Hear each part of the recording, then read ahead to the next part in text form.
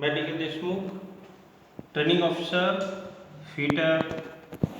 आज government eighty सुरेगा। आज हम बात कर रहे हैं अगला चैप्टर जो है हमने स्टार्ट कर दिया था। ये चैप्टर फास्टर्नस। फास्टर्नस मतलब होता है जॉइंट, जिसमें हम रिविट्स और शोल्डर के बारे में अध्ययन कर रहे थे।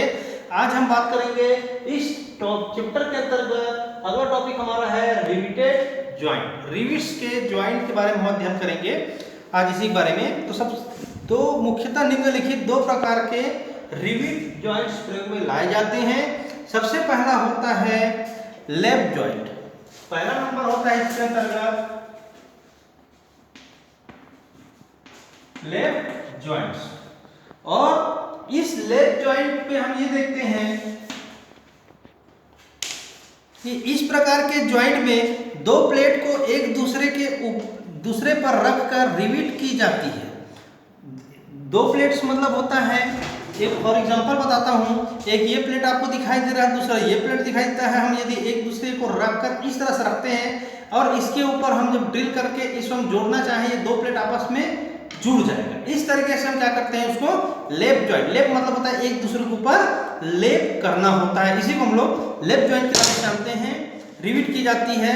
अब यह कार्य के अनुसार कई प्रकार के होते हैं, जैसे सिंगल रिविटेड लैप जॉइंट होता है, जैसा आपका चित्र में ए नंबर चित्र आपको दिखाया गया है।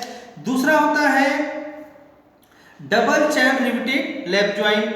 तीसरा double zig zag riveted lap joint. इस प्रकार से होते हैं, जैसे ही एक लाइन में की हुई रिविटिंग को सिंगल रिविटेड लैप जॉइंट और दो लाइन में की हुई रिविटेड को डबल रिविटेड लैप जॉइंट के नाम से, और अदल बदल कर जो इंटरचेंजेबल चेंज करके हम लोग करते हैं उसे हम लोग जिगजैग जो है रिविटेड जिगजैग जॉइंट के नाम से हम लोग जानते हैं। बस इतना जाने। कई बार पूछा जाता है रिविट कितने प्रकार के होते हैं, रिविट जॉइंट कितने प्रकार होते हैं। मुख्य दो प्रकार के होते हैं। इस दो प्रकार में एक लैप होता है, दूसरा बट होता है, जो आगे हम लोग पढ़ेंगे। तो सभी का चित्र इसमें स्टेप बाय स्टेप दिखाया गया है कि वो लैप जॉइंट किस तरह होता है, एक दूसरे के ऊपर लेप करना ही लैप जॉइंट होता है। दूसरा देखते हैं हम लोग बट जॉइंट। जो बट जॉइंट होता है, इस प्रकार के जॉइंट में दो प्लेटों के फेस को एक सीध में रखकर सटाकर मिलाकर जोड़ा जाता है। जैसे एक आपका प्लेट ये है, दूसरा प्लेट ये है, दोनों को यदि हम आपस में इस तरह से रख दें तो दोनों का जो फेस है, इसका फेस ये हो गया, इस मेटल का फेस ये हो गया, दोनों को हम आपस में रखकर हम ज्वाइंट करते हैं, उसे हम लोग आपका बट ज्वाइंट के नाम से जानते हैं। यह भी कार्य के अनुसार से निम्न प्रकार में इसे डिवाइड किया गया है। पहला आपका होता है, जैसे कवर प्लेट के साथ मिलाकर इसे ज्वाइंट करेंगे तो वह क्या होगा, सिंगल रिविटेड बट ज्वाइंट के नाम से ऐसे बोला जाता है। और इसे आपका चित्र क्रमांक ए में दिखाया गया है। दूसरा देखते हैं, दो कवर प्लेटों के साथ यदि हम सिंगल रिविटेड बट ज्वाइंट करते हैं, जो कि चित्र क्रमांक बी है। अब दो प्लेट कैसे, इसके ऊपर हमने एक प्लेट इस तरह से रख दिया, अब एक नीचे में सपोर्ट दे दिया, तो ये क्या होगा, आपका दो प्लेट आपस में जुड़ जाएगा। तीसरा देखते हैं, और एक कवर प्लेट के साथ double zigzag riveted but joint, जैसा आपका चित्र में दिखाया गया है। इस चित्र को मैं आप देखना चाहूंगा। यदि आप इसमें देखते हैं, एक सिंगल प्लेट है, इसमें डबल प्लेट है, फिर यहाँ पर जिगजैग के रूप में यह जो है अलग अलग जो है जिगजैग शेप में बना हुआ है, ज्वाइंट किया हुआ है। उसी प्रकार से हमारा जब लैप के बारे में बात करते हैं कि सबका चित्र है, आपके जो थ्योरी बुक आप निकालोगे, वीडियो देखते रहोगे तो साथ में थ्योरी बुक के सामने रख लीजिए, बहुत समझने में आसानी होगी। आगे देखते हैं रिविटेड जॉइंट की स्ट्रेंथ। रिविटेड जॉइंट की स्ट्रेंथ हमारा देखते हैं, रिविटेड जॉइंट स्ट्रांग होनी चाहिए।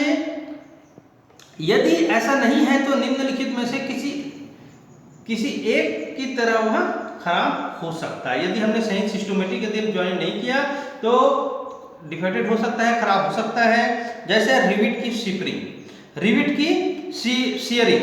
शियरिंग होता क्या है, ऐसा तब होता है जब प्लेट की थिकनेस की तुलना में रिविट का व्यास बहुत कम होता है, तो इसलिए सही व्यास वाली रिविट का इस्तेमाल या चयन करना बहुत जरूरी है। दूसरा देखते हैं प्लेट की क्रशिंग। प्लेट की क्रशिंग तब होती है जब प्लेट की थिकनेस की तुलना में रिविट का व्यास बहुत कम होता है। इसलिए सही व्यास वाली रिविट का चयन करना आवश्यक है। तो जो निर्धारित जो साइज होता है हम उसका चयन करेंगे तभी हमारा रिविट सही तरीके से होगा और सही तरीके से ज्वाइंट बनेगा। तीसरा होता है प्लेट की स्पिटलिंग।